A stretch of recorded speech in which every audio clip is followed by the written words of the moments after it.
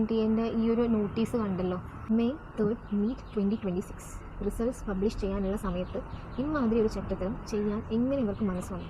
How can they do this? എങ്ങനെയാണ് ഇവർക്കിത് cancel ചെയ്യാൻ തോന്നുന്നത്? എത്ര കുട്ടികളുടെ വർഷമാണ്, അല്ലെങ്കിൽ എത്ര കുട്ടികളുടെ നാളത്തെ പ്രതീക്ഷയാണ് അവർ ഇല്ലാതാക്കുന്നത്? I am really disappointed with this NTA. 600 something സ്കോറിന് വേണ്ടിയിട്ടുള്ള ക്വസ്റ്റ്യൻസ് ലീക്ക്ഡ് ആണ്. അതായത് കെമിസ്ട്രി സെക്ഷൻ കംപ്ലീറ്റ്ലി ലീക്ക്ഡ് ആണ് രാജസ്ഥാനിൽ. And now it has been hand over to CBI. NEET aspirants, എനിക്ക് നിങ്ങളോട് പറയാനുള്ളത്, ഇതെല്ലാം കാണുന്ന ഒരാൾ മേലുണ്ട്, പഠിച്ചവനുണ്ട്. പാനിക് ആവാതിരിക്കുക.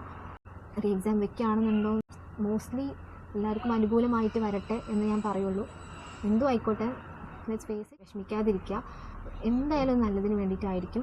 കഴിഞ്ഞ വീഡിയോയിൽ കുറേ പേര് ചോദിച്ചിട്ടുണ്ടായിരുന്നു ഈ സ്കോർ എനിക്ക് കിട്ടിയിട്ടുണ്ട്. അപ്പോൾ ഞാൻ കുറേ പേരുടെ സ്കോർ കണ്ടപ്പോൾ I was really happy for them. ഞാൻ ഇത്രയും നന്നായിട്ട് പെർഫോം ചെയ്ത എത്ര പേരുണ്ടായിരുന്നു. സ്റ്റുഡൻസ്, നിങ്ങൾ ഇതൊന്നും കണ്ട് നിങ്ങൾ വിഷമിക്കേണ്ട, റിലാക്സ് ആവുക.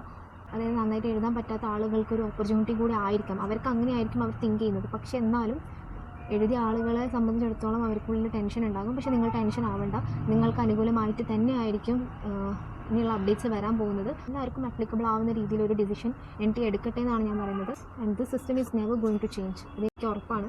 ഈ സിസ്റ്റം ഒരിക്കലും ചേഞ്ച് ആവാൻ പോകുന്നില്ല. എന്ന് വിചാരിച്ചിട്ട് നിങ്ങൾ നിങ്ങളുടെ മെൻ്റൽ ഹെൽത്തിനെ കോംപ്രമൈസ് ചെയ്യാതിരിക്കുക. B strong, be bold.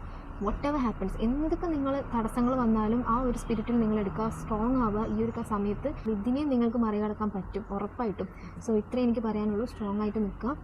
നല്ലതാവട്ടെ, നല്ലതായിരിക്കും ഷുവറായിട്ടും. അപ്പോൾ ദാറ്റ്സ് ഇറ്റ്.